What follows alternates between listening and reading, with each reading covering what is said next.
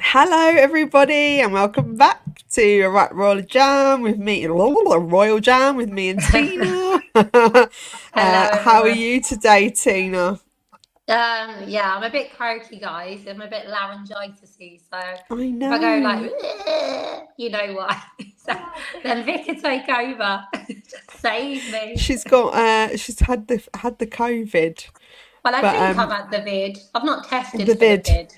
The vid. You sound very sexy with that voice, Tina. Husky. Very husky. You like a husky voice, Anne? Do you like it? No. Oh, brilliant. Hello to everyone in the side chat. Hope you're all well. Thanks for joining us this evening. It's good to see all the regulars here. Hello, Um, everyone. we're just doing something a little bit different today. And we're going to focus on narcissism, which is exciting actually because I find it fascinating, these traits that people have. Um, I mean, what's your take on narcissistic personality disorder?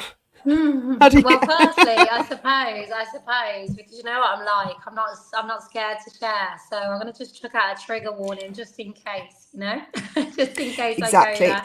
And I think that it's a popular word to throw about, right? So it gets Hmm. tossed around a lot and it's used quite frequently, and I think we can overuse it, and Absolutely. sometimes it doesn't quite fit that person. Hmm. And I think we're kind of in a more of a self-obsessed, celebrity-driven culture. Yeah. Um, and it's quite an excessively vain. People consider it excessively vain thing to have. That's part of narcissism, but it Yeah. doesn't quite mean that in psychological terms. It's a little bit different. So it doesn't quite mean self love. It's more about an idealized, grandiose image of themselves, and they're in love with this inflated self image, which allows them to avoid deep feelings of insecurity. But propping up their delusions of grandeur takes a lot of work. So they're quite dysfunctional in their attitudes and their behaviours. So there's a bit more to it, narcissism. And I think there's different grades of it as well. So we're going to sort of delve into that. And I think we Hmm. can also compare. I was gonna say, does anyone know anyone who could fit that category right now? Well, I think we can look at that and we can say, does this meet the Possibly. do certain people meet the criteria, and what type of narcissist they are? So we can all decide together. I think going through this, I think it's quite exciting. Uh, But I think also we could do a sociopath night as well. oh And let's God. take it up at the next notch, and go through that. Oh my God. Well, you can bring all the qualified terminology. I just go on what I've lived and seen. So Well, I'll just bring the stories and you can bring yeah. the verbal Well, we can dialects we for can that. we can we can discuss whether we think that what who has what, and if you see it, because I think sometimes everybody looks at a person and we've all got different ideas of who they are. So Hmm. you might interpret someone a certain way, and I'll interpret them a different way. And it's funny, isn't it? That person will see themselves differently to how we see them. So it's we've all got personalities according to different people, right? Yeah. Just Yeah. to see where I'm coming from. Yeah. So it's a Absolutely. confusing world that we're living in. It really So, is. but the narcissistic personality disorder involves a pattern of self-centered, arrogant thinking and behaviour, lack of empathy and consideration for other people, and an excessive need for admiration, which we know we know that's kind of a celebrity fueled mindset. Others Yeah. often describe the people with narcissistic behaviour, cocky, manipulative, selfish, patronising, and demanding. And also, they tend to have very superficial relationships, Hmm. and manipulate people to get what they Yeah. want. Yeah. They're also resistant to change, changing their behaviour, their tendency to turn blame onto others. They can be quite sensitive, not all the time. So this is where it gets quite wishy-washy, I think, because you can, it's there's different standards, different But the thing criteria. is, with the sensitive, do they not become sensitive when their emotions, when they're being affected? It's never sensitive or Yeah. empathetic towards anybody Yes. else. It starts with Exactly. them, it ends with them. And the Yeah. best quote I ever see is like, a narcissist is always the bride at a wedding, the baby at a christening, and the body at a funeral. Oh wow. I'll say that Mm. again. So repeat that for me. A narcissist is Yeah. always the bride at a wedding, Yeah. the baby at the christening, and the body at the funeral. But do you think is that really is that referring to a Well, yeah, bride it's just as the fact that even when all they're the in these yeah. places in celebration for someone else, their mind is always on them. The whole room I needs to be on see. them. So if you take in like Meghan and announcing their pregnancy at I don't know, one of the sisters' weddings, and that kind of vibe, like it's us. I'm here. I'm in the room. You know, it's about me, kind of thing. So they take Yeah. over that room. Oh, just But that's just a before, oh, saying. I didn't realise crazy lady. Hold on, 2 seconds, because I've had to split the screen. Hold on. How do I do this now? You see, I'm so good at technology. Called Crazy Lady. Thank you for the super sticker for $10. I Ah, appreciate that. I'm going to try and get that on the screen in a minute. I'm having some problems there, but thank you very much for that. I appreciate that. That you're right, and then what they tend to do if it's an important date, they will tend to make it about them, like you say. So that is if something really important that is happening with yourself, they will then cause a drama to turn the light or the importance away from what you were doing or so what if you're we meant were to be to do an doing. example, and I don't want to keep going back there, but I suppose it's a bit like the Diana Legacy day, where that day was the launch of Arrow. Do you know what I mean? So I can Yeah, imagine this being really stressful for Harry. He's got to go yeah, on link, and he's not there in England with his brother. Then she's taken that and gone, this is my yeah, day. That's just an yeah. example, though, Oh, 100%. And that Yeah, is a great comparison. And I think yeah, we are going to find a lot of comparisons in yeah, this deep delve into the narcissistic mind. yeah. I find it extremely, extremely fascinating. But I Um, do think you're right. Sorry, narcissist and the word is thrown about so much, and it could just match up with someone who's spoiled or beer. There's a difference between that vessel of a being who carries no, and someone who's just full of themselves, who's a bit nasty and spitefully. There's a massive difference. yes, yes. No, 100%. And I think we can have traits of it. People can tend to behave, like you say, in certain ways, but you have to be continuous with that behaviour. It's Yeah. consistent, isn't it? To be a full blown narcissist. Yeah. And I do think we are living in a society now where you're allowed to celebrate your narcissism a bit more. I never remembered back in the day where we that when the phones all first started to come out and we didn't do selfies was like that really weird thing to do, and now it's Yeah. very normal to look at yourself 100 times a day on your phone and pull some weird faces and post them, and because we're all liking that post, it spurs on the narcissistic behavior to continue to keep being vain, I suppose, because that is one trait of a narcissist, don't you think? Well, absolutely. And I think it is presented, you look back when I was in my teenage years, any selfie I would have took, I would have looked a duplicate to my mates because we all dressed the same. We all looked Yeah. the same with the two bits, the Adidas jumper, the hipsters, the trainers. There was no individuality. We were just happy in our little group. We didn't have the pressure. If any pressure we had was like maybe Sugar magazine and stuff like that. Yeah. That was it. We Yeah. wasn't, Instagram, all this. Me, I do my posts every day. You'll probably all realise I look completely different to my posts because I've dipped into that mask But of do you think perfection. that, do you feel that there's a pressure for you to do that? Because I also, I don't wear fake eyelashes. No, I me too. don't I probably don't conform as much as a lot of people that I do know do, because it's not because I don't want to, it's just because I can't be bothered. I'm just I do my really, nails, and that's enough. and I do want to look my best, but Hmm. I also sometimes feel a bit silly doing too much to myself. Yeah, You yeah. know, and that I shouldn't feel that way either. No, It's a hard one to balance out, isn't it? yeah, Because I also feel selfish for overly caring about what I look like, mm, which is a weird thing to feel too, you yeah. know?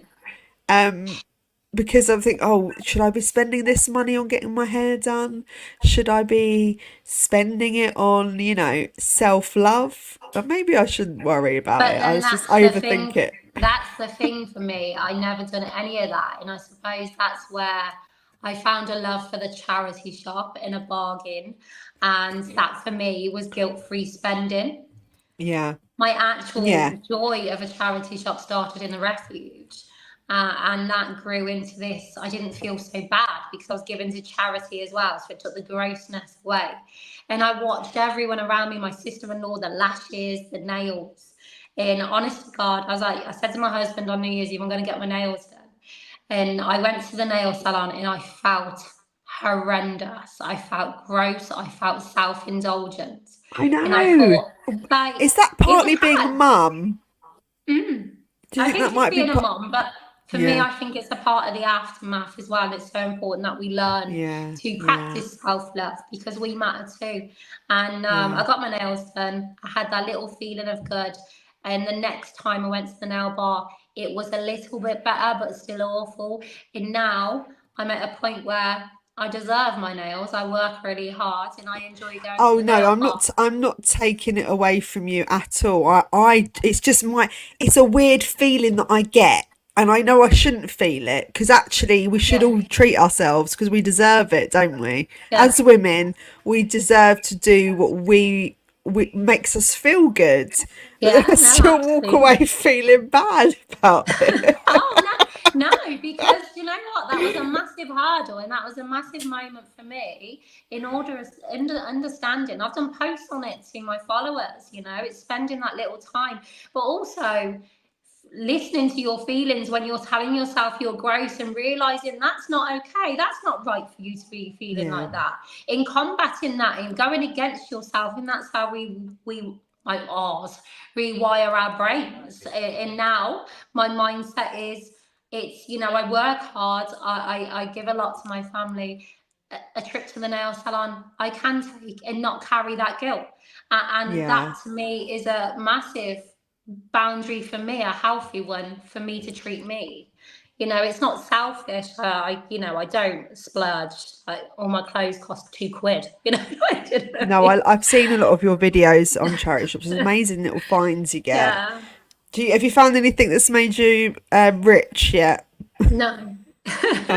Because you can find all sorts of trinkets in there, can't you? Yeah. Yeah. That could possibly make you a millionaire, like Del Boy. No, You never other know. than like the odd Tommy Hilfiger top and Ralph Lauren jumper and stuff, but nothing like big guns.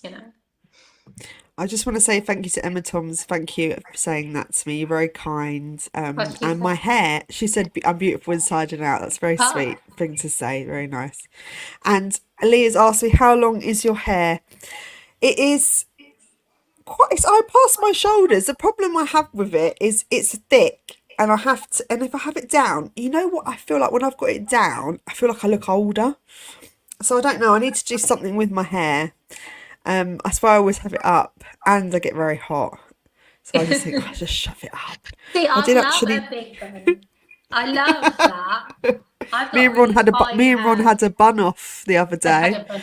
Bun off. We actually looked like twins. It was quite scary. I was like, oh my goodness me, are we related? Okay. Okay. So we'll carry on with the narcissistic personality disorder and their traits. So they're changing behavior, which causes them problems, but they still don't they don't try to learn from that. So their tendency is to turn the blame onto others. And because they're extremely sensitive, they react very badly to the slightest bit of criticism, disagreements, or perceived slights, and they view it as a personal attack. So they can't really take any constructive criticism whatsoever. For the people in the narcissist's life, it's often easier just to go along with their demands to avoid coldness and rages. And it's also easier just to prevent conflict because you become quite submissive. You just don't want the problem. So you try your best to keep that narc happy. And unfortunately, they never actually get to a point of being happy. They will push and push the boundaries. Oh, someone said I've recently shaved mine off too. Oh my God. Oh, thank you, Mary Taylor. Yes, and charity shops. I love that Tina goes to charity shops. I think it's brilliant. And if you check out her videos, they are awesome. She's got some great ideas on there. Really, really good. And really nice outfits as well. Actually, I never find that kind of stuff in the ones around here. I think I need to go to Chelsea and somewhere nice, and they'll have Oh, nicer do you know, gear in there. when I went to Marbella, I went to the charity shop.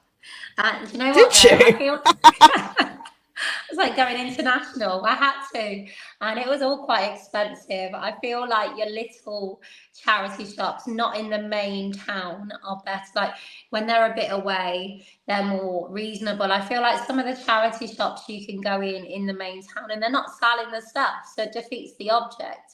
If you got a little charity shop at little You amounts, do so have a you get rid charity of it. shop addiction. If you're going on there on holiday, you've got it bad. Told ya. I bet your husband was like, "Oh, come on, have a day off." There's a photo of me outside it. Like I had to, everyone knows. Like I love a charity shop. Do you know, I don't think I've ever noticed a charity shop abroad. That might just be me not paying attention, but I don't think I've ever noticed one. That's terrible, isn't it? I spot them everywhere. I went on a hen do as well in Bristol, and the charity shops. You never know what you might find. Brilliant. You need to do live streams when you're touring, touring charity shops, because I need to see you in there. I need to see how you work the room.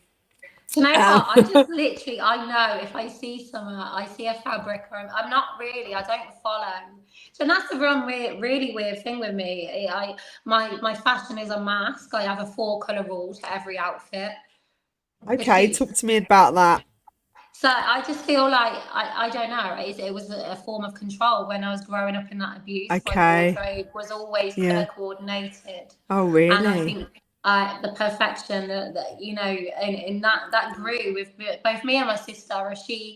She's not so much, but if she needs a bit of backing behind her mentally, she'd go, I need to power dress today.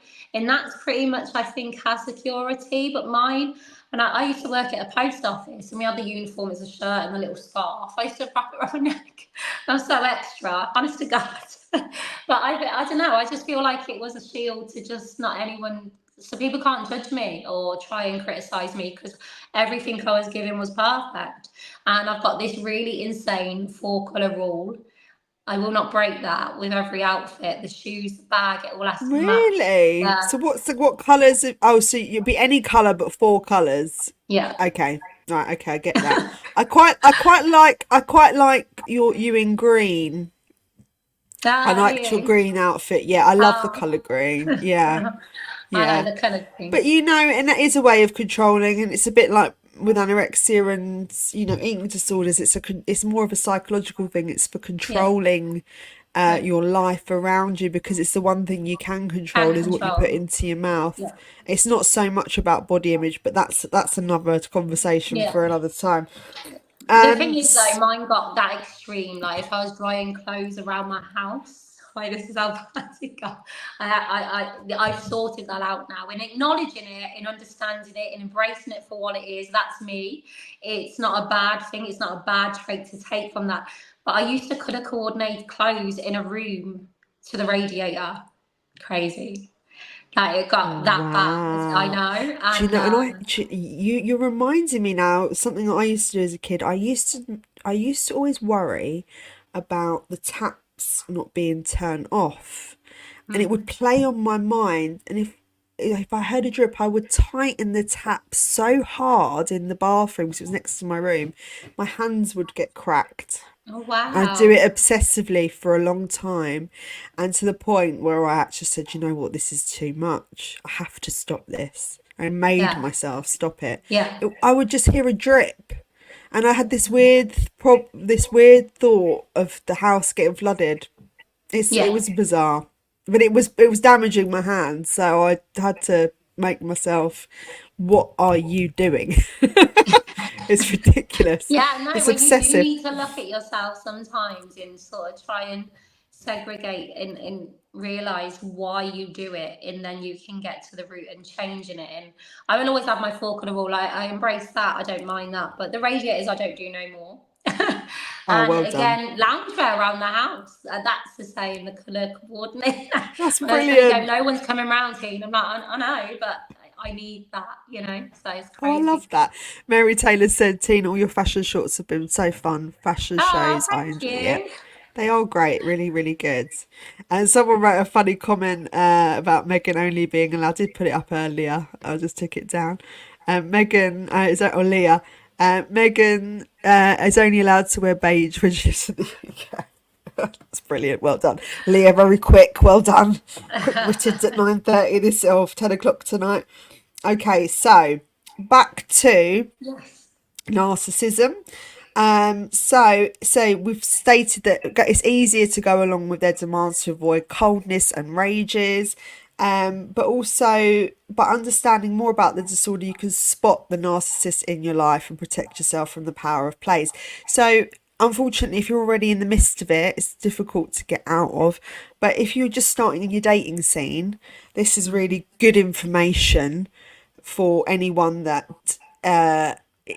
needs to, pick up on the cues, because the worst thing you can do is go into a relationship with someone like that, because you're going to end up being burnt, and it's going to be a lot of pain in the end, because you're not really, it's all charm in the beginning, and then it will change quite quickly. Do you know what, though? This is why I think the aftermath is so important, because if you've lived that abuse, or you've been in a relationship with that kind of abuse, which damages your self-esteem, it's so easy for you to find a familiar in that safety and go in with someone again like that. Do you know, it's so important that you take time to learn to get your nails done, so and you back yourself, That's fine. I do think what we don't get taught, and this, I grew up on Disney, and I think you probably grew up on Disney, and I just used to watch all the Disney programs, and that's what life's going to be like, because I wasn't taught about the real world. So I genuinely believed I'd just grow up, someone would come and sweep me off my feet, and I'd just be looked after. But really, the reality of life is very, very different. And I do think what we don't get taught as children is to self-love. And that's you need to love yourself. And I know this is kind of a bit of a cliche, but it's learning to be okay with being on your own and having healthy relationships, not just relationships for the sake of having a relationship. It's very much people fall in and out of each other's lives very quickly now, and they don't take the time to process someone. Does that make sense? Yeah. But then again, Disney did lie to us, Anne Marie. I did. You know what? I used to actually really do Disney, and I don't even want to share what I used to do with my fucking mum and sister because it's so depressing. Like, even you saying that, we used to literally sit and watch true movies till we cried our eyes out. Oh, what Just to make movies us did you feel watch? better. Like true movies and all the sad stuff. True Like, I, move. What's yeah. true movies? If you not watched True Movies, there's like a No. movie channel on Sky, and it's like all Oh the sad no. ones. Oh no. No, I Oh, didn't have Sky. We had Sky later on, about 13, 14, I think. I don't remember that being on there. Um, oh my God. See, I can't even do this. I can't I even liked share. Titanic.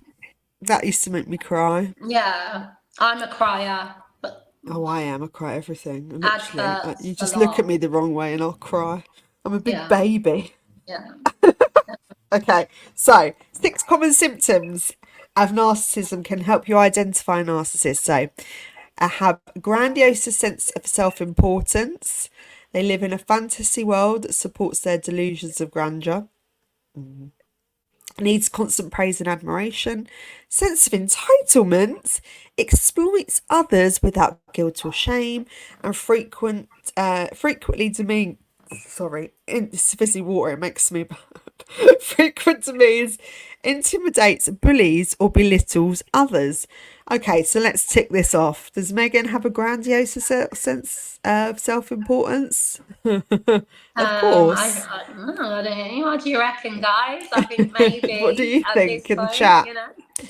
So you have grandiose self. Well, I think that they both do. Harry and Yeah. Megs. I heard someone refer to him as the Ginger Whinger today, and I thought that was brilliant.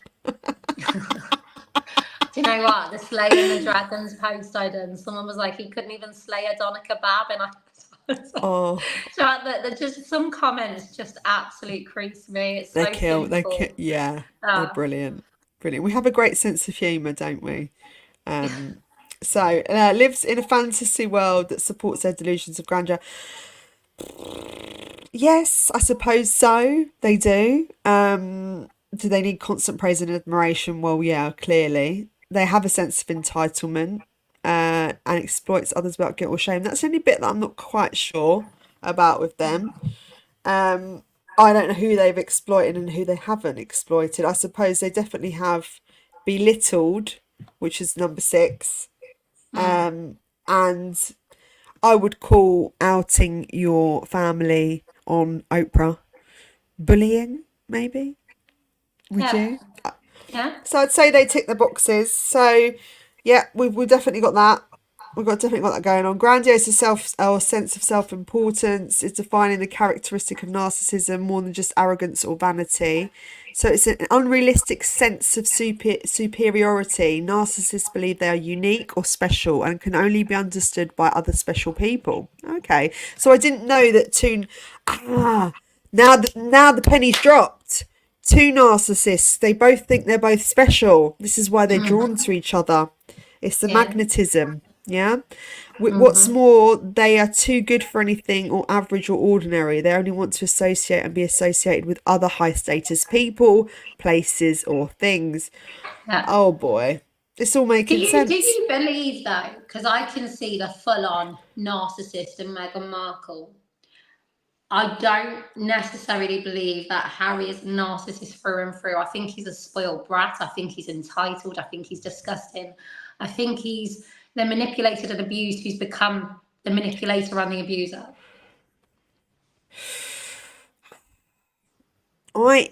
Yeah, I mean, this is hard.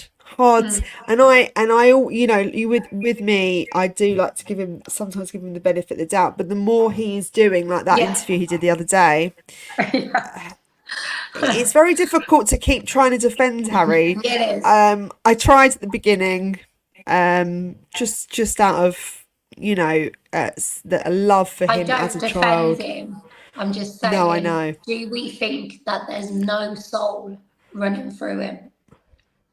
Because with Megan, we see she's always sort of pretty much been the same in the way she cuts people out.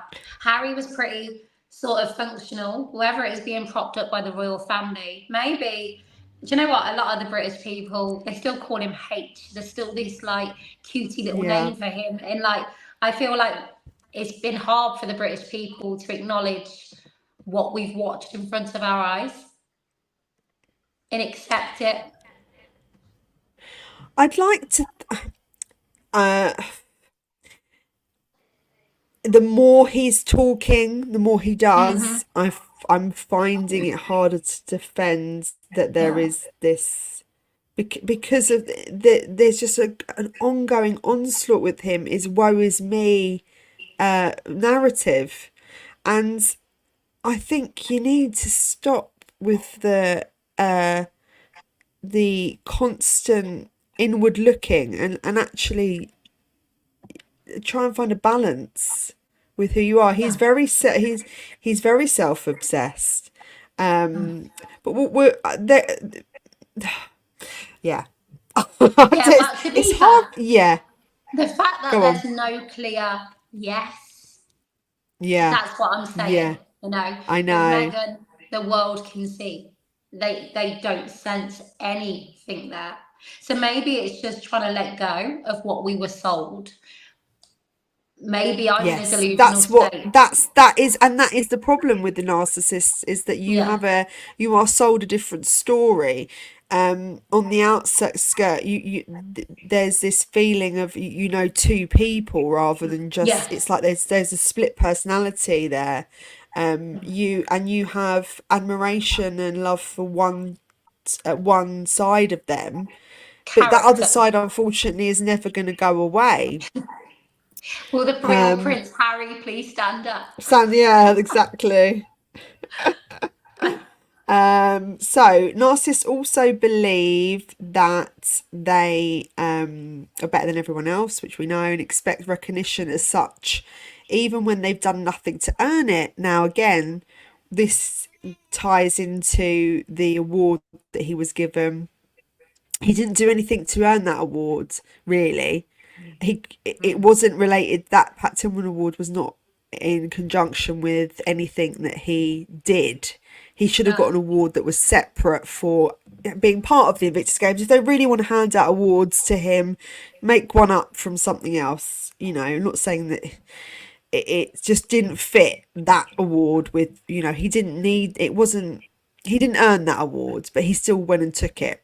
So that's another thing. It's all flashing But then beacons. do you know what? On that the SV's night, I see that, you know, anxious Harry getting up on the stage, but then I see a photo of him in the audience sat with Meg prior, and he has got a smirk almost on his face, and I thought you can't slip from this to that, you know. So I'm like I said, I'm conflicted. I Uh, am conflicted because I do go from yeah, I do change my mind quite a lot, which is probably not very yeah, helpful. no, Says Victoria Zena, do you think Harry has suffered other trauma in his life other than what we know about? Possibly yes, and this is the thing: we really don't know everybody's story. Really, not we don't know what goes on behind closed doors. mm-hmm. The Megan interview, the Maid interview made me sway my opinion on how that relationship was and the power balance. So I did think she was more in control and she was possibly being abusive to Harry. So this is what sets you on a path of doubt. It's just what to believe and what not to believe. You get all this information and you've got to decide what opinion to take. And sometimes I think I know what I know, and then I think, it changes a little bit then. And this is where it's hard because I can't be decisive. I You know? just, do you know what? I think I've known from off the bat. I said with the Johnny Depp Amber Heard court case, you could have, Yeah. you know, blindfolded me and I could have listened and I would have come out with the same. And the opposite, you could have, you know, and just give me visuals and I would have seen the same. I've seen it since day one, the trigger state in the way she's dressing like the mom, she's smelling like, I carry a lot of conflict I on know Harry. she is a narcissist, 100%. Mm-hmm. With him, there is I'm on the fence. Confusion. Yeah, Yeah, there is a lot of confusion, and I yeah, feel like the more information you get, the more of an idea you can form. But I never like to solidify an opinion until I'm 100% on it. That is just me, because Yeah. I burnt my fingers before really thinking I know something, and then Yeah. actually it Yeah. turned out to be completely different. Yeah. So so they often exaggerate or outright lie about their achievements and talents, and when they talk about work or relationships, you'll hear all you'll hear is how much they contribute and how great they are, and they Yeah. won't praise the other person for how good they are in that relationship and what they bring to the table. It's always about what that person does, and they actually strip away the other person's what they bring to that relationship. They strip that away, or what they do. Yeah. um and they'll also keep saying to people how lucky they are to have them in their lives, and they're undisputed star, and everyone else is at its best a bit lower than them. So they don't they find that everything they do It's a exceeds. grandiose. Yeah. Yeah, yeah. Lisa B has just said I was talking about childhood trauma. I should have specified. Sorry, you no need to Ah, apologise. To be honest, we never know. I feel like if there was any more, Harry would have told us by now. We pretty much know everything. What cream he puts on his, you know. But we yeah. never know, I suppose. But you know what? Here's the thing, even if he has, I was speaking to someone on my comments on my post before I come on, a lady called Linda, and she said it was okay for me to speak on her story. And she grew up in a loving home, and her mom, sadly, she lost her mom when she was 15 through a drunk drive car accident. And because that she had loads of brothers, I think there was like six, there might have been eight of them, she had to leave school because she had to help take care of them. And like to hear her story and how she's come through that, I just feel like it can't always be an excuse. So even if there was some childhood trauma, Harry's had enough money thrown at him through therapy, and I don't know, it's just hard, and you hear so I many. Yeah. It's how you deal with situations, and how you basically learn from difficult times, and you can Mhm. either make the most of that situation, and your life is very short Yeah, anyway. So we can all sit in miserable self-loathing, or we can start to process things and try and take happiness from where we can, and try to do better every day. That really is the goal, isn't it? Because you have to grow as a person, and I think when you're stuck in a rut of self obsession, and I think we've all been there before, especially as a teenager. It's all about you, isn't it? yeah, You don't see the world outside, but you have to. If you have that hate and that anger in you for your whole life, you're not going to get anywhere. You're going to be stuck in the same place. And I've had a lot of anger and hate inside me, and I just thought, God, that's not getting me anywhere. In fact, all it's doing is making me sick. well, that's And I it. And just, yeah, I bet yours was like the why me? Like, why can't I have it yeah, different it like is. It's the everyone woe is, else? yeah, Bitter, yeah, just confused. yeah, yeah. And It's it was a hard. And it is, and you should go through that stage to get past it. So it's like it's you should be in that mindset at some point in your life, and then you grow out of it and you move forward, and then you start realizing there's so many people out there with such different stories. Yeah, We all have this history and a colourful, wonderful past, but it yeah, builds character. And I think absolutely. it's, yeah, I think and it builds resilience, and I think it can build empathy and love and appreciation. I think sometimes there's good that comes from the bad. Well, Um, I say that all the time, and we've got to take the good out of the bad. And I think, some stories of survivors in actually the beauty in their survival. And I know that sounds really off, but some people I know and what they've cultivated all by themselves just to survive, in how it's flourished. I can't, like, someone I know who's in the refuge, she makes the most beautiful things. Like, she's so Yeah. creative. And I was saying to you the other night, weren't I?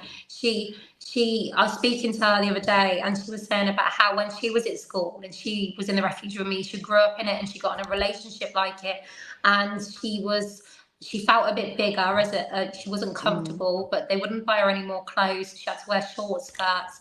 So she stole Yeah. her pair of her abuser's trousers, then made her own pair of trousers so she could wear and be comfortable at school. But she felt such ashamed because she's got all these holes in her trousers.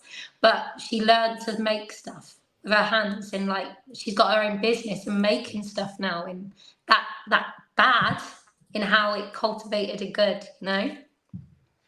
Sorry. 100%. And no, that's brilliant. And I think that she's spun it on something negative into a positive.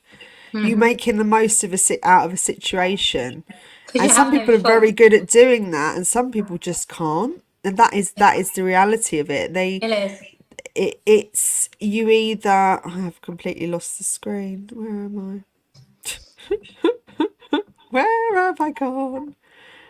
Hold on a minute. Sorry, 2 seconds. Oh, I'm back. Sorry, I lost the screen for a second. It's this is where you can draw parallels with certain people, and you know they're never going to grow and be happy Mm. because it's like a lot of people I know as well that they're always complaining about being broke or not, you know, not having an opportunity. But I think you have to go out and find that opportunity. It doesn't come and fall on your lap. No. Nobody's coming to save you. Nobody's No. coming to be your shining knight in armor. You do need to go out and make your happiness a reality yourself. You know, Yeah. I know some things you can't control, but you can put effort into changing things. Yeah. That's, and making steps to change things. And because if you sit in it, you're never gonna, nothing's It, gonna change. and that was my Um, biggest realization. I suppose I wanted someone to come along and validate me and apologize and take accountability, but that was never going to happen. And even if they did, it wasn't going to change the memories or the inbuilt messed upness I had in my head. That was down to me. I could tell people till the cows come home what was wrong with me, but it wasn't going to stop. That their acknowledgement wasn't, you could never yeah, convey what was really wrong. And that's when I realized it was down to me if I needed to get out of that state, because I really was in that state. I marched to the doctors because I was that close to just, I didn't want to be here, but then I didn't want to oh, not be here. It was just awful. And then it was like, enough, I can't live like this anymore. yeah, yeah. I mean, there's So some situations and I'm sorry you felt like that, Tina.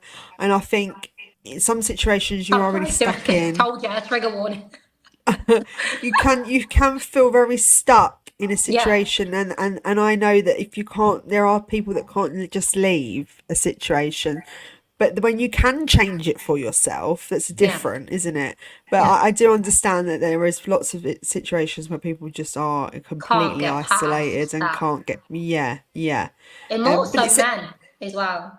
yeah, and I just wanted to say to Livy as well, she was in a difficult Yeah, position. She's left to look after her mother, because she was only child. Her mum's the abuser.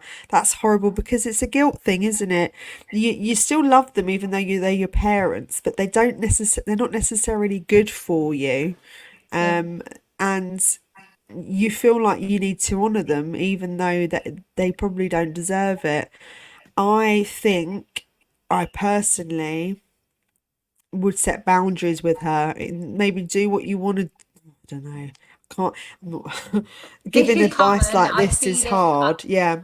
I see Yeah. this in my community a lot, and even when their abuser should pass, they have such a mixed bed of emotion, Yeah. and it's just something. But you know what? Again, you're doing it, Livy, and and this is why you probably react to Megan like you do in watching her dad, and it's like, how dare you? That I'm doing this.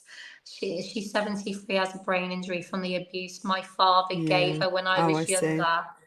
See, Mm. and I suppose It's such a horrible situation to be in, and we all get dealt different hands in Yeah. life. But Yeah. Livy, like, hats off to you. And so many people that go through abuse go and care for their abuser because it's the right thing to do in our mind. Because I feel like when you've been faced with so much bad, you would never want anyone to feel that bad, even your abuser. Make that make sense, you know? Mm. And credit to I you think as a person and how I you've think got through. they do what they do is they always make you feel guilty. Yeah, So you still feel guilt even though you shouldn't. yeah, But for me, and this is just me personally, I always think I'm doing the right thing even if they don't deserve it. Do you know what I mean?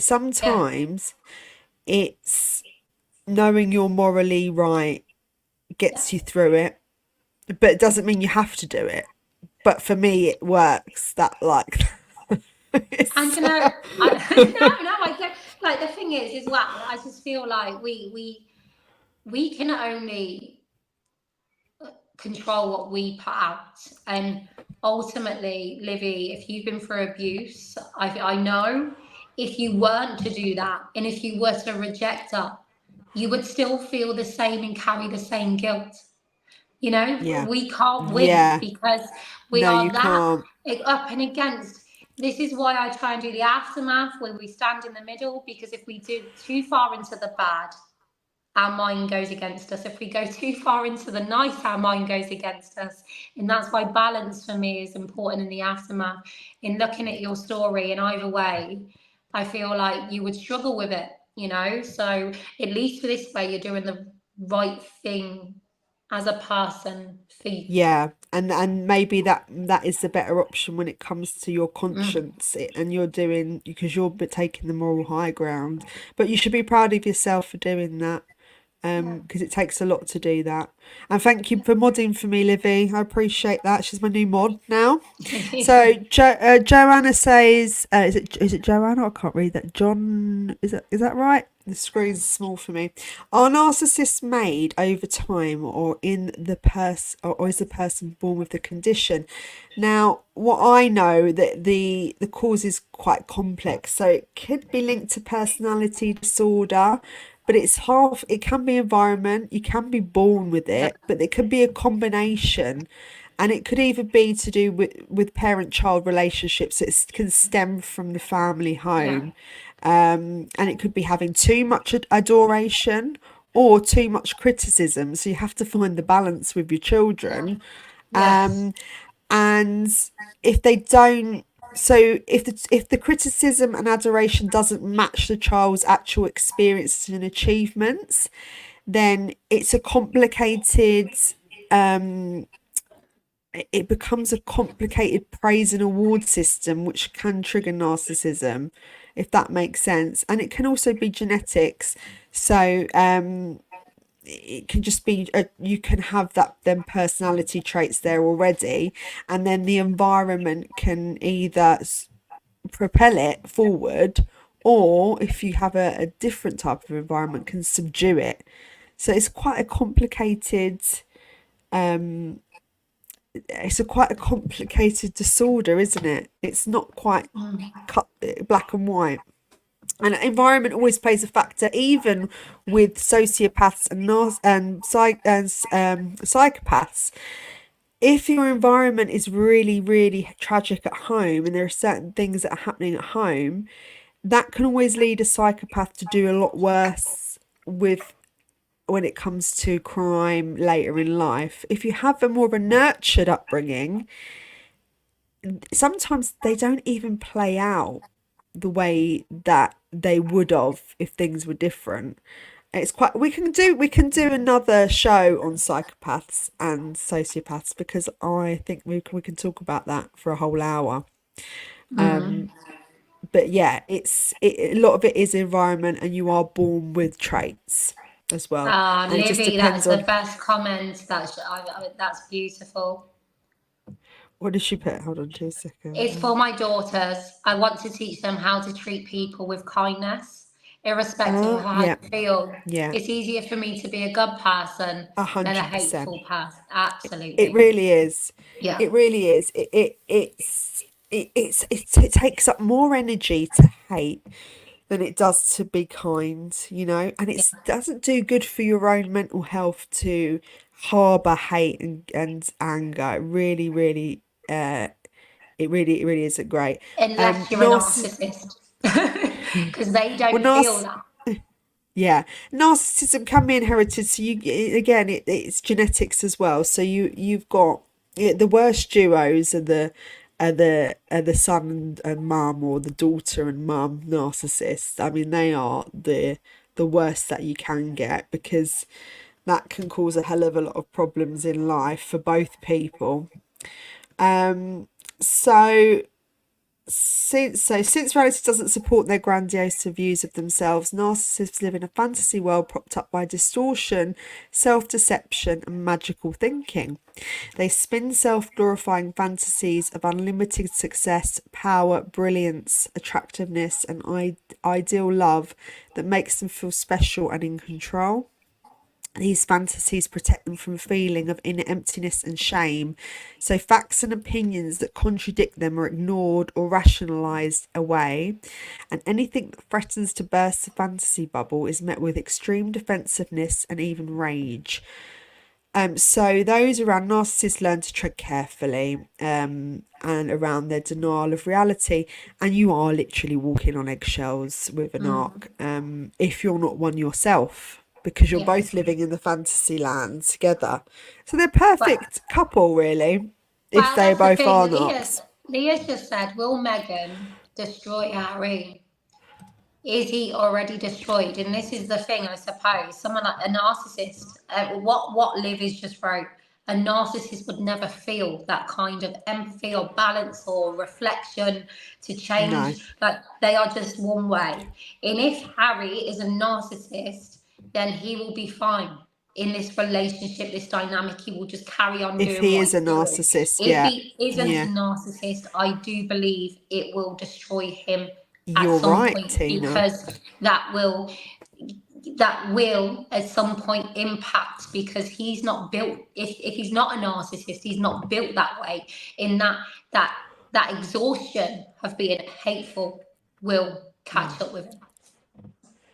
100%, and that is the best way to put it. You're right. It depends on what sort of person he is. If he is a narc, Hmm. then he won't. They will live a very happy life together forever and ever, because they're perfect for each other. If he isn't, then he will slowly be destroyed, like you said.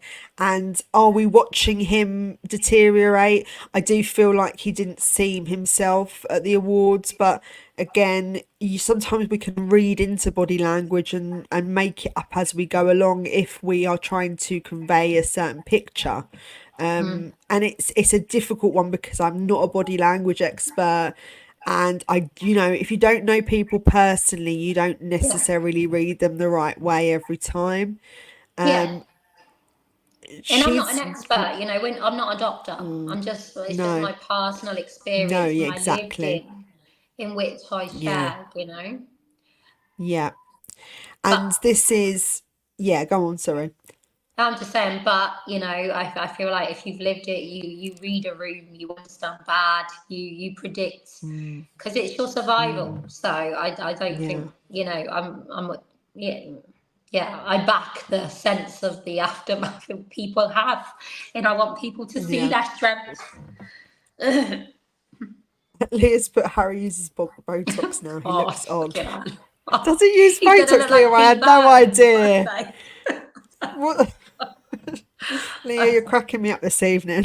sake. I didn't know he will have Botox. Maybe he puts it in his armpits to stop What? sweating, like his like his Uncle Andrew. Oh no.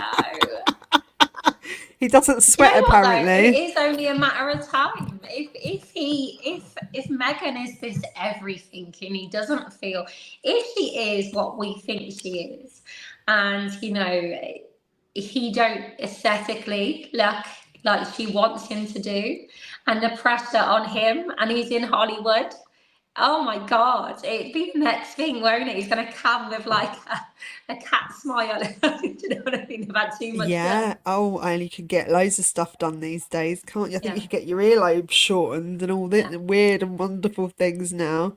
Yeah, I Because mean, they could carry on. when Carry on. when men do it, and this is probably sounds a bit sexist, and I don't mean it to come across that way. I feel like men look stranger when they do things to their face. I do think when men grow older, they tend to sort of grow into their looks more. I think I'm used to the women doing it, but when I see overworked men, I think, oh, why did you bother? You didn't need to do Yeah. it, really. Or you But look at that's someone maybe, like George Clooney and stuff, you know, the silver fox, and he's aged really well. I watched a movie with Zac Efron the other day, and I was all excited, but it looks, his mouth looks all like swollen. It looks like he's had bits done, and I was like, ugh, don't like oh that. And I no. don't want a man to make more of an effort on himself than me. Yeah, no, It's no, just a bit no. off. Yeah, exactly. Well, to be honest with you, it'd be difficult to find anyone. That's- I spend about 5 minutes on myself. It's awful. I do need to sort it out, Tina. I've got to do some self love Lisa this summer. B. Do you know what, Yeah. Lisa B? Write a book, start writing. It was the best thing I've ever done. Even if it never gets published, just putting it all out. You explore the good memories too, which you just, they've been blotted out, you know? Even if they're so little, writing for me was really, like, people used to say, oh, well, oh, you should write it down and burn it on a bit. I was like, what is that going to do? But writing a book was just so therapeutic for me. It was Yeah. sad, but it was to have it all. It was almost like a reflection of validation that I was giving myself. It was really weird. No, and it is therapeutic, and it is a good Mm, way to get your thoughts down. And when they say to you, don't write a text when you're angry, and mm, just you don't think about things before you react. So writing it down beforehand and getting your emotions out in a diary of some kind can just help you kind of rationalize your thoughts. And sometimes, you can go off into all directions of the way you're thinking and how you're dealing with stuff. So writing it down can definitely order it for you, compartmentalize it all. yeah. If you're struggling to deal with it in your own head, um, that's why a lot of kids or teenagers have diaries, because it's their hormones are all over the place, and it actually helps them understand what's going on. And it is actually Mm. recommended that they have a diary, just that mummy and daddy can't read.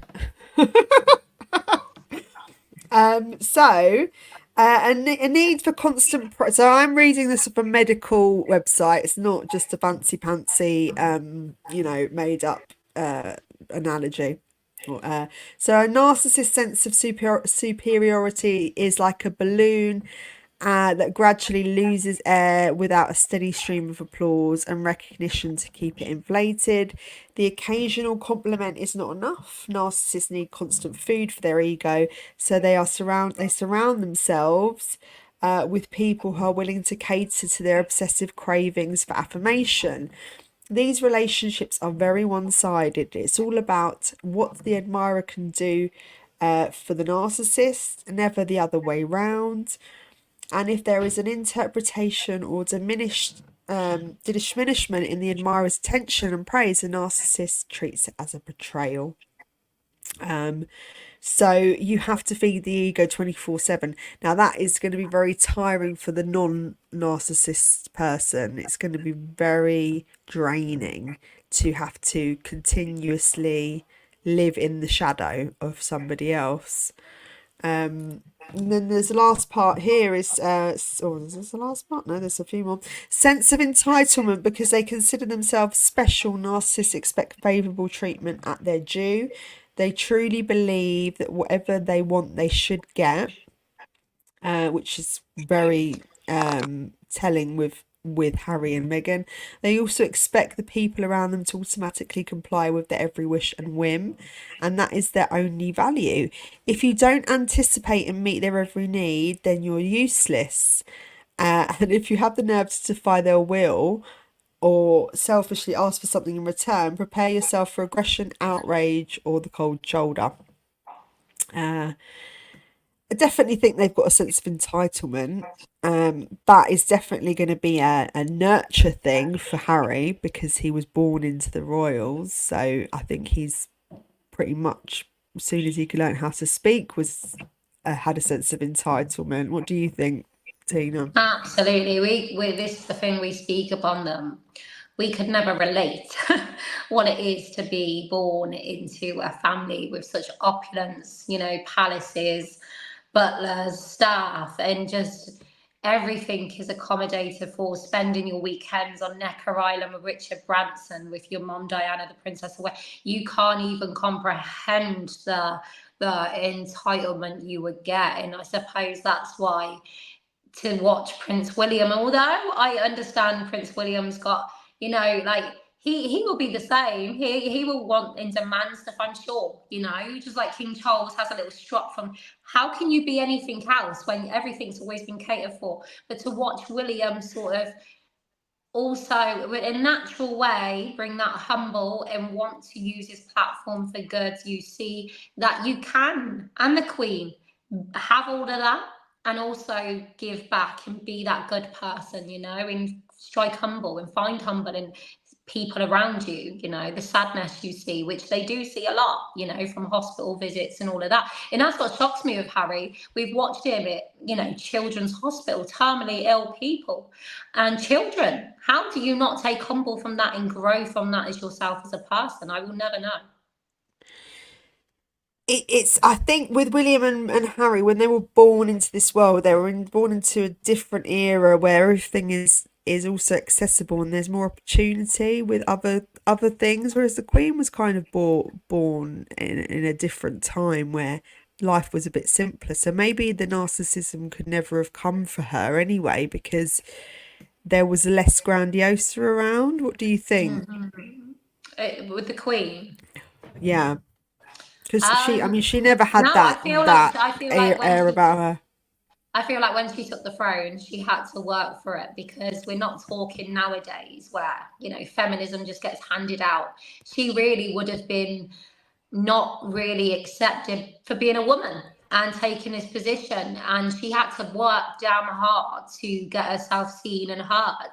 And I think when you've had to work to prove yourself, you take humble once you've been seen in that, so and I suppose that was the range that was her as a person, I suppose. Yeah, This yeah, woman, and someone broke into her bedroom in the middle of the night and she just poured him a whiskey and had a chat with him. I And love yes, that. I love I that. love that. I don't think I'd be pouring anyone a whiskey if they broke into my house in No. the middle of the night. It'd be a whole different, it'd be a whole different situation Oh, can going I on just there. check though? Because someone said that Zac Efron had a whole jaw replacement. So I hope I've not just shamed a man because he had a medical Oh, issue. unbelievable! Poor Zac Efron. He's going to be crying in the corner now. No, I He's just going to feel be. bad. Like if I have just like shamed him and being like, oh, he's like one of them now. He's like, and if it's like a Oh, medical issue, like that's oh really no! He's bad. got a So I swell. I actually wake up with swollen lips in the morning. Does anybody else get that in the side chat? I wake up and my lips are massive in the morning, and then I'm like, oh no wow, way. what's going on? And then they go down after about an hour. It's the weirdest thing. It is the Honestly, weirdest thing. catch me straight away in the morning. I'm beautiful. The Victoria's there of herself is. Yeah, that's my selfie. That's the selfie shots are in the morning when I've just woken up with the big lips. It's hilarious. I don't know what that's about. So we also have they exploit others without guilt or shame, which we know, and I'll just go into a bit more depth with that. They never develop the ability to identify with the feelings or others. They put themselves in other people's shoes. In other words, they lack empathy, which we're fully aware of. And they view the people in their lives as objects, and there to serve their needs. As a consequence, they don't think twice about taking advantage of others to achieve their own ends. Sometimes this interpersonal exploitation is malicious, but often is simply oblivious to their actions. So narcissists simply don't think about how their behavior affects other people. So it can be construed as malicious, but in reality, they don't see that, which is quite outstanding. And if you point it out, they still won't truly get it. So the only thing they understand is their own needs. So it doesn't necessarily come from a malicious place, which is interesting. They just haven't got the capacity to care Yeah, well, they in just any don't way. know. They're not aware, and that's the one No. thing I've always said. I came to speak because of Amber Heard, in I couldn't, got no words for that woman, but I believe she knew what she was doing. I believe Yeah. that in that court case, she was just trying to get out of a sticky situation. She was lying to save herself. Where Meghan Markle, I see more of a dangerous being because she seems so unaware of how she behaves. There's literally nothing there, not even something to protect herself, to acknowledge what she needs to do in that moment. She'll just smile and carry on to the next person, that's how I see the two. I feel. Yeah. Sorry, SCJ 49 says sometimes I don't know if you're a he or a she, SCJ. I'm guessing you're a lady. But I could be wrong. I wonder if I like biting on my lip in my sleep, or if I dream. I don't remember. Yes, I scratch myself, but don't plume. No, just from alcohol. My face is swollen from alcohol. Guys are on fire this evening. I love it. Um, so frequently demeans, intimidates, bullies, or belittles others. So if narcissists feel threatened whenever they encounter someone who appears to have something they lack, especially those who are confident and popular. They also are threatened by people who don't know how to challenge them in any way. Their defense mechanism is contempt. The only way to neutralize the threat and prop up their own sagging ego is to put other people down, which I see quite a lot out from some people. That is the way that they get their kicks, by making sure other people feel lesser than themselves. It's a terrible trait to have. It shows that you're unhappy with yourself more than anything. And they may do it in a patronizing or dismissive way. I also think they do it in a passive. They don't have this here, but it can be a passive aggressive way as well. And it is to demonstrate how little the other person means to them. So they may go on the attack with insults, name calling, bullying, and threats. I see quite often. To force the person back in line, so they want them in a certain position in their life, where they don't have a voice. Mhm. God, it's scary. There's It so many sounds people like this. exhausting. Yeah, It we get sounds exhausting to the normal person, but for them, it's just what they yeah. are. Like, Well, this is the exciting bit now. Now we're going to make a decision, because there are different types of narcissists. I'm going to run through them all, and we're going to just see, just for fun, we're going to see, we're going to have a play with everyone in the side chat and see what they think Megan is first, and then we'll do Harry. Okay, so different types of narcissists. They come in several forms. We've got adaptive narcissism, is when a person with the disorder leans into positive traits, such as self-sufficiency and confidence, that can actually be healthy, and they may help someone set up high ambitions at work, for example, or enjoy satisfying relationships without being over-dependent on a partner. So this is called adaptive narcissism. Then we've got maladaptive narcissism.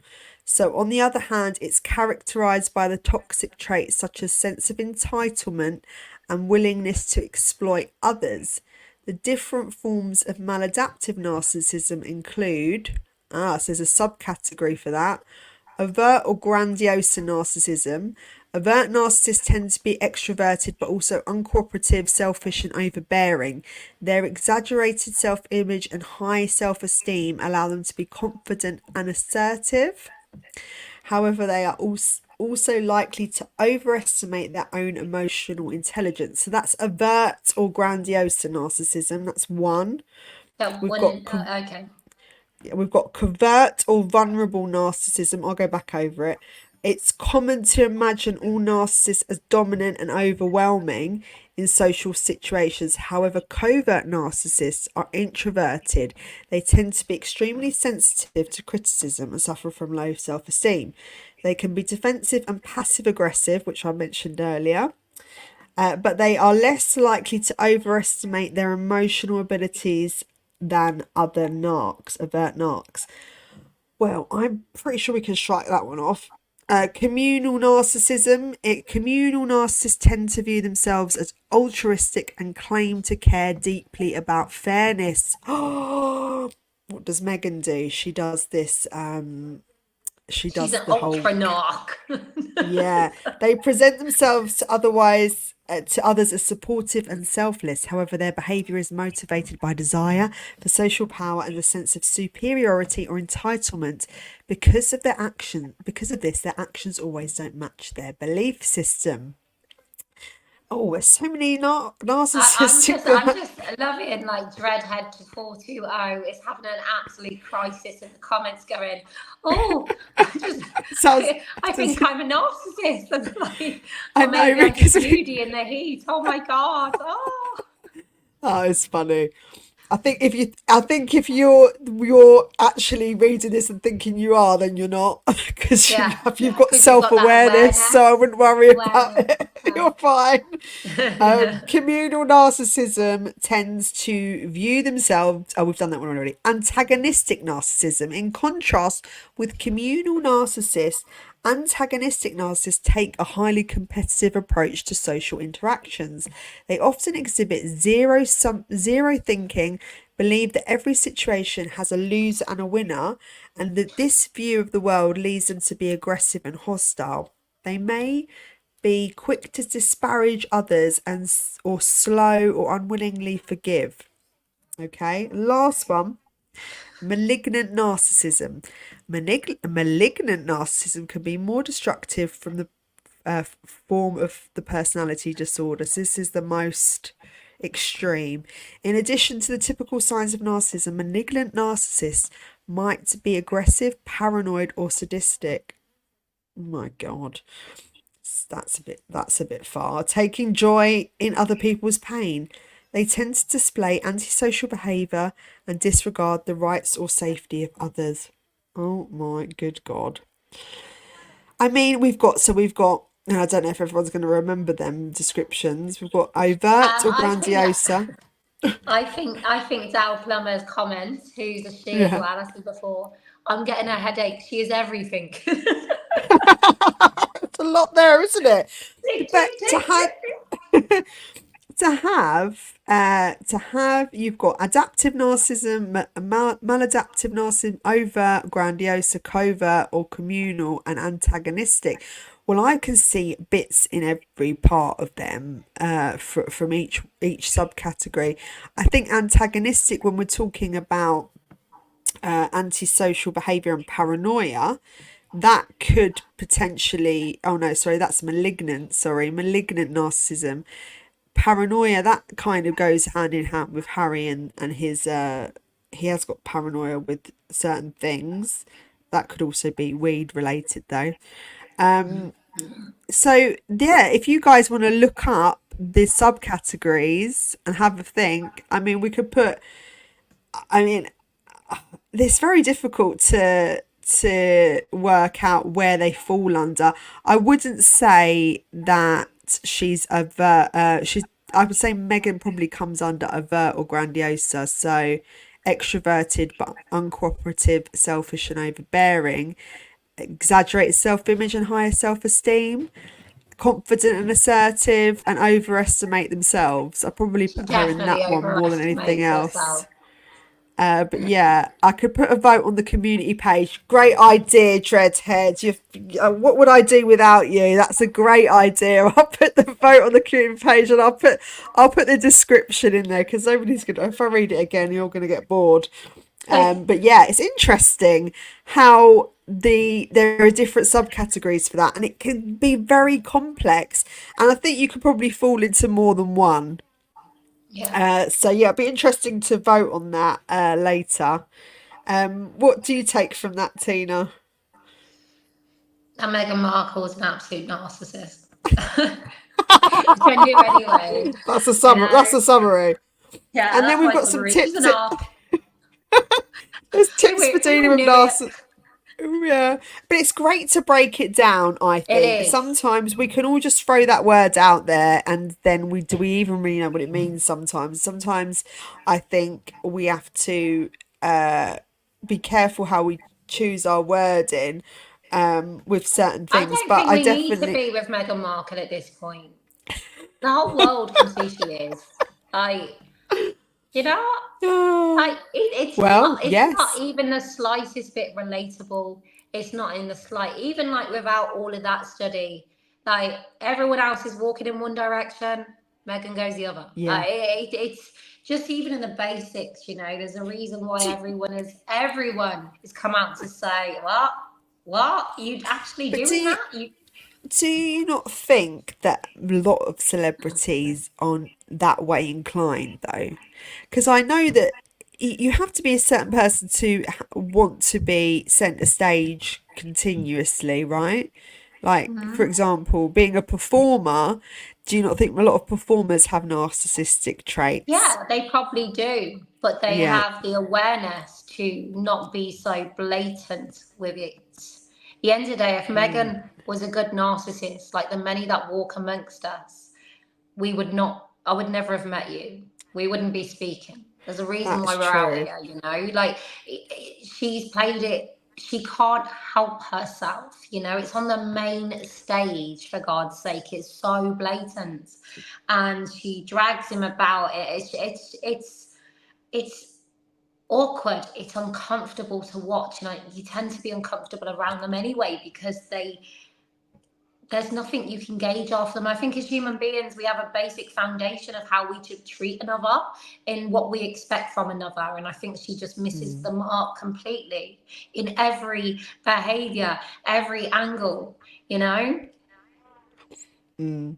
And the Yeah, people no, are I putting think it yeah, well. there are different extremities of it, and I get where you're coming from. But some people hide it better than others, don't they? They're more calculating, so it doesn't necessarily that mean that she is more or less of, but she's just not as good as calculating it. Maybe I don't know. But does that It's a, not it's make a, her worse though? Because like, oh, I don't know. Does it make the more calculating ones better at being an arc? I don't know. Or are they worse it's a people because they can hide it minefield, more? and But the then, you mind, know, yeah. she's ticked every box. She came into this country. We were like, oh, is Megan with her yoga mat? You know, you know. And slowly they love bomb. She ticks every box. So I literally, without a doubt, see someone that is familiar to my life and what I've seen. Yeah, no, she does. And then we're just gonna go into tips now for dealing with narcissists. So tip one, do not fall for the fantasy. Narcissists can be very magnetic and charming. They're good at creating fantasies, flattering self-image that draw us in. We're attracted to their apparent self-confidence, lofty dreams, and their high self-esteem, which makes them more seductive, and there's more of an allure to them. It's easy to get caught up in their web, thinking they will fulfill our longing to feel more important and more alive, but it's just a fantasy, and a costly one at that. So don't get love bombed, basically, is the first tip. Your needs won't be fulfilled or recognized. So it's important to remember that narcissists aren't looking for partners, they're looking for obedient admirers. So your sole value to the narcissist is as someone who can tell them how great they are to prop up their insatiable ego. Your desires and feelings don't count. So if you notice that, that's like a trigger warning, a red flag. Look at the way the narcissist treats others. So if the narcissist lies, manipulates, hurts, and disrespects others, he or she will eventually treat you the same way. Don't fall for the fantasy that you're different. So don't think that you're special. If they treat other people a certain way, it could be exactly the same with you. Take off the rose-coloured glasses. It's important to see the narcissist in your life for who they are and not what you want them to be, and stop making excuses for bad behaviour or minimising the hurt that it's causing you. Denial will not make it go away. The reality is that narcissists are very resistant to change. So the true question you must ask yourself is whether you can live with that sort of person indefinitely. And focus on your own dreams instead of losing to the narcissistic delusions. And focus on the things you want for yourself. So you just have to put yourself first. They say set healthy boundaries, and don't ever take things personally with a narcissist, because it isn't personal. That is just who they are. And I think in life we all do take things quite personally, and actually it's always a projection of what they're going through, not what you're going through or who you are as a person. I've learned that.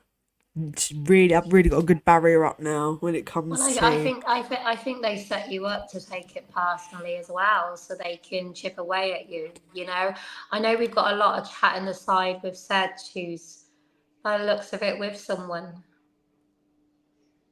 Pardon? and I love how everyone in the comments is helping her out, Yes. No. and the 100%. family, the isolating from family and friends is a red flag. You know.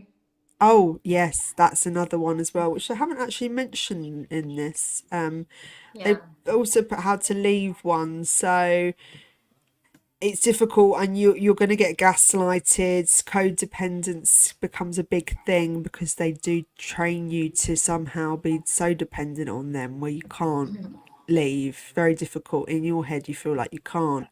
So your desire to be loyal may trump even your need to preserve your safety and sense of self. But it's important to remember that no one deserves to be bullied, threatened, or verbally and emotionally abused in a relationship. There are ways to escape, so educate It's yourself about narcissists. Yeah, go for it. Sorry, Katrina. It's that trauma bond which they Yeah, grow within you, and yeah, it's so powerful to the point where when we went in the first night we were away, I was worried about my mom's abuser. Right, I felt sorry for him. He was our, you know, he was the man I hated, but all of a sudden I had this guilt, this, you know, felt responsible for him and his feelings, you know, and it was, I was a child. But it was yeah, almost like in the many times she did get away, but we'd be asking her to go back because of that guilt, that responsibility, and the fear that they have on you. And that the trauma bond is a hard one to explain to people. And you know, there's a story by me where sadly a narcissist killed his girlfriend's mom, and you know, it went on a year before he assaulted the girl. It went to court, then she sort of bailed out at the last minute. He was set free, and it's like if only the courts understood that these people need to be able to get away from them. They really do, yeah, in order to break that yeah. trauma bond. You can't just pop out of that. It's so easy to be drawn It's back to easy that. to tell people to leave, but Yeah. the reality of it is that you have been conditioned to stay, Yes. and it's very difficult to undo the trauma that's happened because you're living and breathing it, and to step away from that and being a to be somewhere healthy, that becomes your new norm. That life is your norm, so you doubt yourself a lot as Yeah. well. You do doubt what if you're the one that got the issue. Yeah. And write down the reasons why you're leaving, so be clear on why you need to end the relationship to prevent being sucked back in. So you keep a list, and when you do get self-doubts, and it says it here, then they'll lay on the charm and making outlandish promises, but you have to kind of keep to what you know is truth, and that's really hard to distinguish, and it's not an easy thing. I know. I know it's hard. Seek support. During the time together, the narcissists have damaged your relationships with friends and family, and they've limited your social life. So whatever you can do, if you can find somewhere to reach out and get Yes. help, then do that. Don't make empty threats to them. So it's better to be it's better tactic to accept the narcissist won't change, and when you're ready, just simply leave. And making threats or pronouncements will only forewarn the narcissist. So you want to be 2, 3, 4, 5 steps ahead all the time, and But enable them to make it more difficult for you to get away, because it will. If you let them know you're leaving, yeah. then they're going to make it very hard for you to do that. And what I found with my mom, she kept leaving but going to her mom's, and he would turn up because he was pretty Yeah. confident that given 5 minutes with her, and she'd naturally go out to him to try and get him to go away, to not bring shame to my nan's doorstep. And that's she'd give in and go Yeah. back. You need in the day we actually went, she didn't know where we were going. She knew where the refuge was. She heard of it. And that was the day she got away. And for anyone in that relationship, if I could have bottled up that feeling in the refuge once we actually got in there, in these women at their most broken ebb, they're homeless, you know, but at the same time, it was just free, you know. So Yeah. you understand the concept of it's not a home when you're living with a narcissist. It's, you know, that's not a life, you know. So No, if I could you have are bottled that on. up, that feeling that everyone had in that refuge, it was priceless, you know. And you do, you're in survival mode, aren't you? And it's once you've left, it's like the decompressing of that now, and you do need to allow yourself time to grieve. Even that you're grieving, I know you're not grieving for a real person, but you're grieving. Well, you are grieving for a real person, but you've fallen for a different. When you were love bombed, you fell for the love bomb person. You didn't, and that's what you've held on to. So you do need time to grieve, and you're allowed to feel sad. You're allowed to feel angry, confused. And healing takes time, but you make sure you cut off all contact with the narcissist, and don't ever expect him or her to share your grief. So once the message sinks in, they won't feel the same as you do about the ending of that relationship. They're not going to feel anything really, and that's a hard pill for some people to swallow. But once you're away, then your life can start again, and you can start healing. And I hope that's been quite informative for everybody. And if anyone that's listening is in any danger, I know it's not sounds like a self-help thing now, but I'm not trying to make it that. But The if other any, thing is you can't have a conversation about this yeah, without, you know. then just try and seek help any way you can. I really just hope if there is anyone else is going through that in the minute, that you're not alone. And if you want to email me or Tina, we can guide you in the right direction. But we're Absolutely. not doctors or anything like Yeah, that. But we you're a can friend. yeah, we can help as much as you want us to. But it's been very interesting, hasn't it? And I've got a whole segment on sociopaths, because I'm actually leaning more towards Megan being a half narc, half sociopath. So should we do a sociopath one next week at some point, Tina? And I'd like to Yes, cover that'd be that. good. And Yeah. then we can really step it up a gear and do one on psychopaths. That'll be fun. I had an experience with a psychopath. My sister did. That Did was you? great. Yeah. Your sister? Oh wow. Oh my God. So we That's had the crazy. What narcissist. happened? So we had the narcissist in our life. That was domestic abuse. That was our home. Then naturally, we all just wanted to get away. We wanted to escape. And, you know, I said that my two brothers ended up in prison. My sister was pregnant. She was pregnant young, but with this older man who I can't even explain the hell it brought. So our abuser didn't get on with him and refused to have him. Whether he knew the intuition, I don't know. But and he was a threat to him, and it just slowly got worse and worse. And then they split up. I was on the seesaw the one day over the park, and he come over. He was like, "Do you like the bumps?" And I was like, "No." And he just pulled the other side, and I went flying, smashed on my face. That's so good, No. yeah. And then like we used to get up in the morning, and where our house was, there was a hill at the end of the street, a park, and he'd be sat on the hill watching the house. We'd have phone calls through the night. I woke up the one No. night to an explosion, and our car got petrol bombed on the drive. What?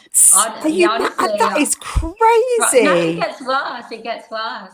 And like we woke up the one morning and all the tyres in the street of all our neighbours, all their tyres had been slashed apart from ours. So the neighbours already hated us anyway. But then we had this other element come in.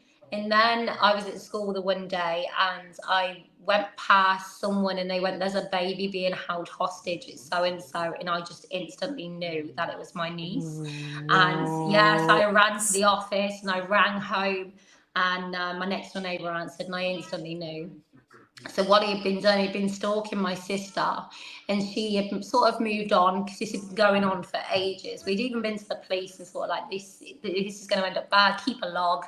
And he'd been stalking to my sister where she lived, and he burst into the flat, kicked the door down, went in, stabbed her new boyfriend like 10 times in the back, left the knife in, took Lauren out of the cot and kidnapped her and hold her hostage. And it was just, No. yeah, my sister moved Did he back kill and this guy, no, the he boyfriend? survived, luckily enough, and then he went to Wow. prison for a long time. And then they come No. out and he sort of, he was in the, he had run over someone. He went back in, he was just So crazy. that was he medically No, he's just, medically no, but did they, in prison they evaluate well, your I don't know what yeah. happens, but even his family, they even the day he got sent down, I was on the doorstep. It was crazy, my life, honestly. I was on the doorstep with my mates. I think their moms was like, "Go and find out what's going on, that crazy family." And these two men walked up the street and just looked at me, his family, because they weren't happy that he went and just went like that to me. Oh, God. No. I've had that done to me a few Honestly, times God. as well. But my poor sister, she Yeah. had the domestic abuse, and I witnessed it, and she went through that as well. So the Wow. aftermath That's for her has crazy. been extreme. But she, you know what? Wow. She stood up in court and she done what she needed to do, and yeah. So psychopaths are real. Wow. I mean, that Was is that? I don't incredible. know. Actually, is that a psychopath? I think it's a psychopath. Well, I mean, so if you're capable of killing someone, there is that Yeah. argument that you are on that. I mean, the brain is wired differently anyway, and there are physical changes in the brain, so you're actually born a psychopath. There is contradicting arguments, but there's Yeah. part of the brain that is smaller than everybody else's, and we'll go into that in our psychopath segment. Yeah. But also, Christine said that empaths are drawn to narcissists, and that is true. That you're correct with that. Yeah. Empaths are, because they are, and they're like a magnet to each other, and it's very toxic, very devastating Yeah. for the empath. I can't believe Well, you you went know through what it's that, like. Tina. That's crazy. But my maths teacher, and you can look him up. His name Yeah. is Blair Marrows, and he was my maths teacher in year 7 and year 8, and he actually stabbed his the lady he was living with, his housemate. I think he might have had feelings for her. She wanted to Mm. leave. He stabbed her to death, and it was quite a lot of times. Like it was like a frantic attack, and he went to prison obviously for killing this housemate. But yeah, he was my teacher in year 7 and maths teacher, and I was very scared of him actually. He was Wow. quite a Yeah. scary guy. But yeah, that was an incredibly juicy news when Yeah. I bumped into my French teacher, and she Yeah. was like, this is what happened. But yeah, I mean, the, it's the predisposition as well, so you can be triggered, but it's quite complicated, and I don't think psychologists have quite worked it all out yet. But what we do know is there is psychopaths tend to be born that way. Mm. Um, but yeah, he does sound like a psychopath, Tina. Yeah, I he must sounds admit. pretty up there, doesn't he? He does But sound the pretty thing up is, there. though, this is the thing where it's so important to work on yourself, because I don't believe my sister would ever have found herself in his area if she'd have had a stable upbringing. I honestly believe that's Yes, the because she was start of, vulnerable. Yeah, absolutely it's vulnerable. And yeah, that's why I think that was the start of her aftermath. It was escape. No one's telling me I'm yeah, free. yeah, That yeah. empathetic. You don't want to treat anyone mean. And she And was you and you born and to, your self-worth is devalued when you're yeah, abused as a child, so you yeah, do go for the certain, you are drawn, and you basically, your boundaries aren't set, as the standards aren't set as high, so you go yeah, for the absolutely. lower vibrational people that can cause you harm. And And you go also, for it's a familiar. comfort. Yes, exactly. That's exactly what I was going to say. It's a comfort to be in the Yeah, same surroundings because it is a familiarity. And as wrong as it is, it's all you know. I'm actually writing a book at the minute with about a guy that was who very much is comfortable around violence because of how extreme it was in his home. He felt a familiarity, I can't say the word. Tina, help me out. You know what I mean. Uh, but yeah, familiar. it's Oh, familiar. can't say that. Yeah, yeah, Familiar. familiar. Oh my good God, it's there, but I can't get it Familiarity. out. Yeah, Yeah, that's the one. So it does make sense, and this is the problem with abuse. It stays with you forever, and it there is a does. lot of complications that come after that. It doesn't just go away, and we all need to do and get the help and the love that we need, and we just need to support each other. I love our little side chat tonight. It's absolutely It wonderful. is. It's Essie lovely. J9 has written, I've just realised it's 11 p.m. for you, Victoria and Tina. So thank you for staying on.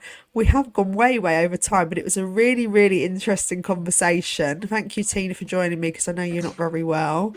And thank you everyone in the chat tonight. If I haven't put your comments up, I do apologise. It's hard for me to keep up. I've just got to put this little disclaimer up here because, I'm just a bit paranoid. I've got the paranoia not trait. Can I just respond to Lisa B before we Yeah, go? go for it. She said, Yeah. Tina, do you find you have extra instincts because of what happened to you? I can be out and about and pick up bad vibes on people. Absolutely, like reading a room and understanding just odd behaviors, and you can't always believe the smiles. So I sort of, it's like my body reacts on instinct. It's like my hair stands on edge if I see some imbalance in behavior, because that's what I had to do to survive all that time. So yeah, I do believe we have instincts, but I also believe that the way they've pummeled us mentally and our self-esteem, I feel like that creates like a black smoke where we don't back ourselves, and hides our instincts away from us. Well, this is why I think the aftermath's important, to understand you, your strengths, your weaknesses, so you are prepared for anyone, and any scenario, because you back yourself, you know good from bad. You do, and you do pick up on it. It does give you like an antenna for it, and Yeah. you can feel it out. And I think I think anyway, Tina, you're a very intuitive and emotionally developed person, more than most. I know you have a real high emotional intelligence, and I love that about you because you're a very spiritual being in my mind. You are someone that is very valuable to this world, so I do appreciate you. It's gonna make me cry. I don't know what. I'll make myself cry. Do you know what? I'm Jesus. just really Oh, passionate sorry. that if they're somewhere sat there in their home in that shit smog of the aftermath, and they can't, like I was, if they can see they're not alone, and actually you're really an incredible person for just being here and getting past that today. Like Yeah. literally, I just, that pushes me, and that's my page. I will still speak about Harry and Meghan, but I do want to take it in a direction of the aftermath, because so many people are with or post with a narcissist, and they need to understand that they are enough. Yeah. Sorry, Yeah. You passionate. are, I and you, spoke to and you, Victoria about WhatsApp. And I went, no, but I love it because I haven't actually ever met anybody like you in my life. I always thought I had emotional intelligence, but you've completely up the game. So I love it. I love learning from you and growing with you, and that is a great feeling and a great friendship to have. And I also wonder if any of you guys in the side chat ever wanted to be interviewed about any of your domestic violence or growing up with a narcissist, because I feel like you've all got a story to tell in the side chat. So if you ever want to come on a live and talk, I'll happily have you on. You just have to email me and let me know. I know it's a bit scary going on a live, but if you want to do it, then I'm all here for it. And me and Tina will you can share your story, because I think the more you share, it helps other people, and that's what we want to do, you know, in life really, is help as many people as possible that are living with a narcissist or are living in very complicated situations or in domestic violence. And that's a lot of what Tina does as well.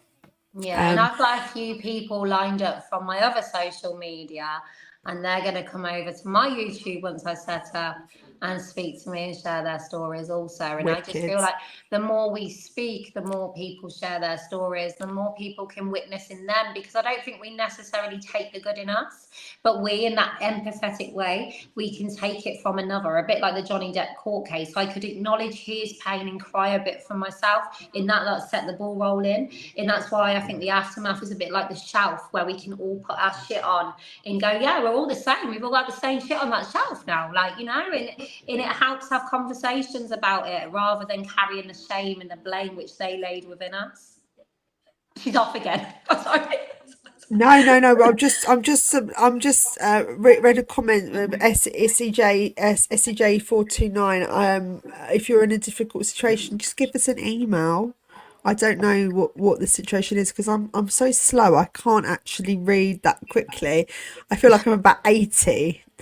Because I'm just, the multitasking is not great. But yeah, just let us know if you want any kind of help and advice. We can do that. And guys, just email me. I know lots of you are saying you want to come on, so feel free. Come on whenever you want to do a live. I'll send you the link, and we'll talk about your story. You can just tell us your story.